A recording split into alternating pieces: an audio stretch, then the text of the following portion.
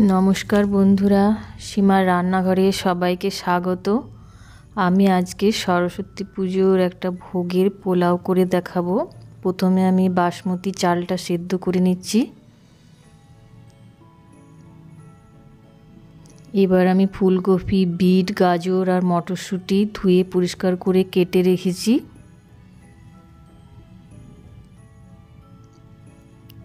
পনিরটাও আমি ছোট ছোট টুকরো করে নুন জলে ভিজিয়ে রেখে দিয়েছি। এবার একটা কড়াই গরম হতে দিলাম। কড়াই আমি সাদা তেল আর 1 চামচ ঘি দেব। ওই ঘিতে আমি প্রথমে ফুলকপিটা ভেজে নেব।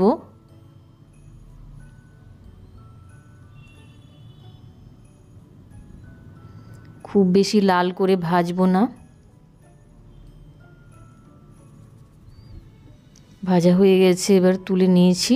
এবার গাজরগুলো আমি ভেজে নিচ্ছি।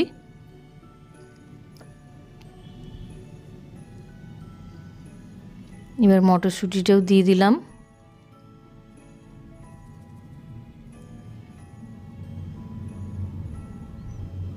ভাজা হয়ে গেছে, এবার তুলে নেব।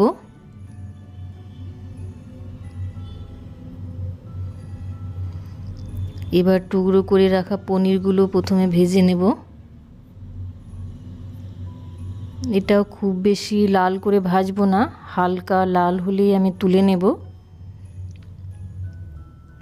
খুব বেশি ভেজে দিলে পনিরগুলো শক্ত হয়ে যায়।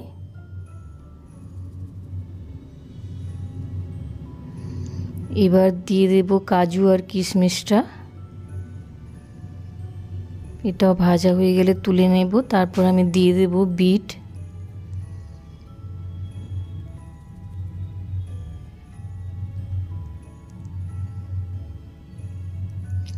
এবার ওই ঘিতে আমি দিয়ে দেব তেজপাতা, গোটা গরম মশলা, বড় এলাচ দিয়েছি, ছোট এলাচ, দারচিনি, লবঙ্গ আর একটা জয়িত্রী দিয়েছি।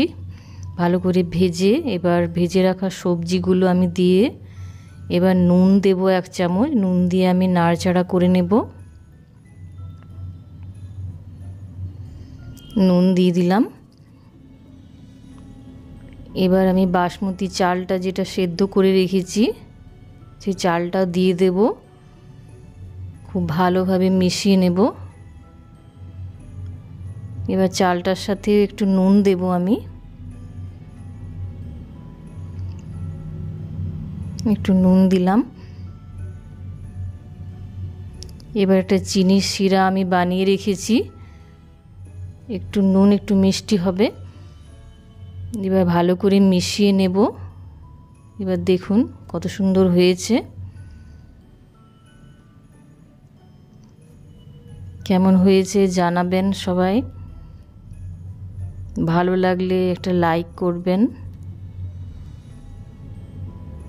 সবাই ভালো থাকবেন, সুস্থ থাকবেন। সবাইকে অনেক ধন্যবাদ।